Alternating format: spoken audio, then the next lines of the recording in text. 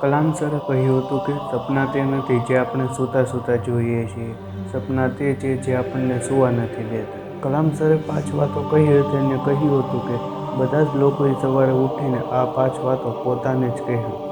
કઈ છે તે 5 વાતો તે આજે હું તમારી સાથે શેર કરીશ. દોસ્તો, સવારે ઉઠીને તમારે પોતાને જ કહેવાનું છે કે હું બધા કરતાં સારો. હવે ઘણા લોકોના મનમાં સવાલ આવતા હશે કે હું બધા કરતાં કેવી રીતે સારો હોઈ શકું? મારાથી વધારે પણ સારા લોકો છે જેની સામે મારું કાંઈ ના ચાલે. છતાં પણ તમારે માનવું પડશે કે હું બધા કરતાં સારો છું. જો તમે દરરોજ સવારે ઉઠીને આ વાત પોતાને કહેશો તો એક દિવસ તમે બધા કરતાં સારા હશો. બીજી વાત જે તમારે પોતાને સવારે ઉઠીને કહેવાની છે કે હું આ કરી શકીશ. બધાની જિંદગીમાં એક સપનું હોય છે પણ તે અડધાથી વધુ લોકોની જિંદગીમાં પૂરું થતું જ નથી. આનું એક જ કારણ છે કે તેને તેની ઉપર ભરોસો નથી. તો તમારે તમારી ઉપર ભરોસો કરવો ખૂબ જ જરૂરી છે. દરરોજ સવારે ઉઠીને પોતાને કહેવું કે હું આ કરી શકીશ.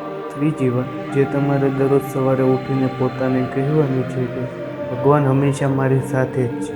ઘણા લોકોની સાથે ખરાબ ઘટનાઓ બને ત્યારે તેના મોઢામાંથી એક જ વાક્ય નીકળે છે કે ભગવાને મારી સાથે જ આવું કેમ કર્યું? તમને શું લાગે ભગવાન કોઈની સાથે ખરાબ કરી શકે? ભગવાન આપણી સાથે જે કરે તેમાં કોઈકનું તો સારું હોય જ છે. એવું પણ હોઈ શકે કે આપણું સારું ના થાય પણ આપણાથી બીજા લોકોનું સારું થાય. આથી ભગવાન ઉપર ભરોસો રાખો.